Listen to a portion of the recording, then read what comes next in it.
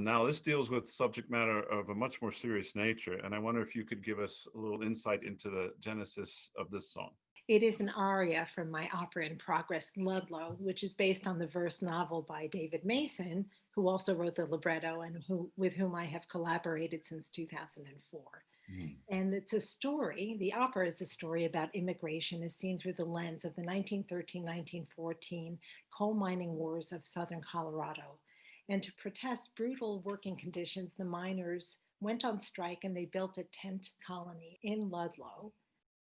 And the colony was burned to the ground by the Colorado National Guard, and more than a dozen innocent women and children were murdered, along with the reluctant union organizer who was the hero of the opera, Mm. Louis Tikas, who was an immigrant from Crete.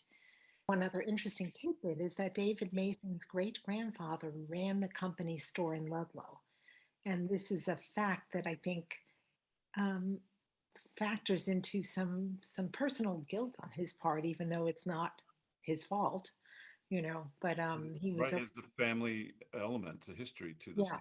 exactly. This opera is unusual because it is not only focused on telling the story of the early 1900s Colorado, but it's seen also by the character of the poet who exists in the present day and is actually based on David Mason. And um, the poet sees the past as present, as a part of us, as he witnesses the Ludlow story unfolding. And he engages with the characters of the past, although they remain unaware of his presence. Mm. So Dave's beautiful language really conjures up images of the landscape of Colorado. And the aria ends with the very, very dramatic lines: the red was blood, blood of the immigrants. And you sing it so chillingly and so dramatically. Red was blood, blood of the immigrants, blood of America.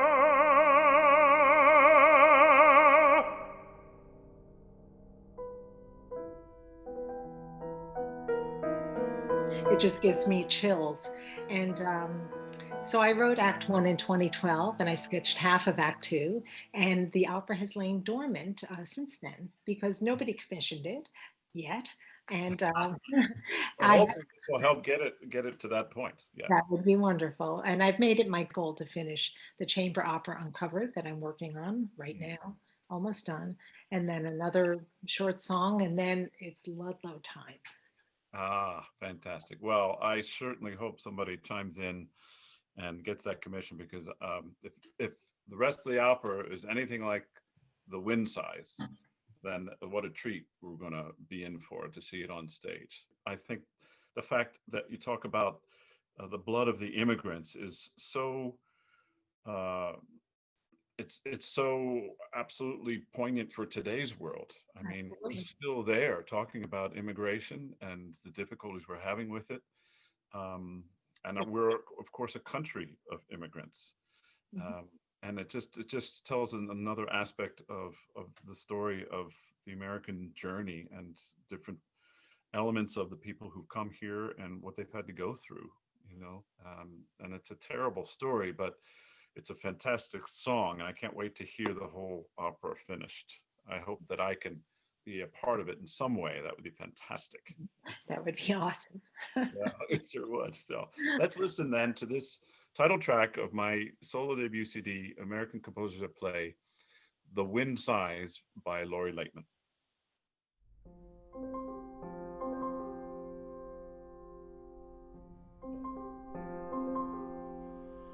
The wind sighs in the cottonwoods, the dry arroyos and the hills, hard earth and scattered bits of glass.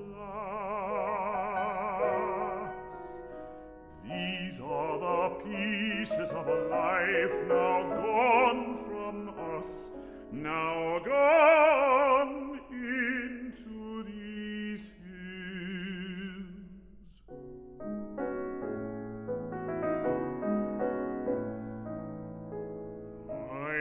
this land. I saw it first in childhood and my father's stories. Colorado, Colorado, where the red of earth turned at night into the blue of moonlit heaven.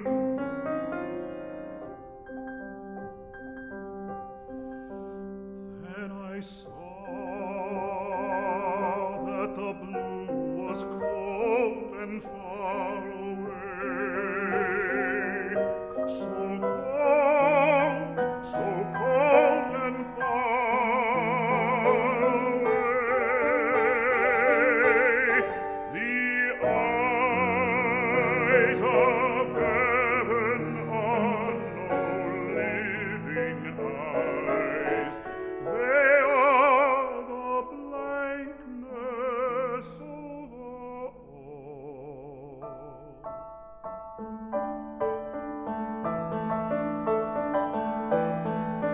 Beautiful and empty as deep space.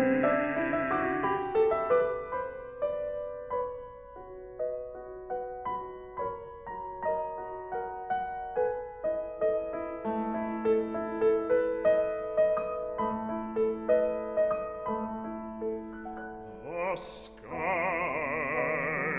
of passing time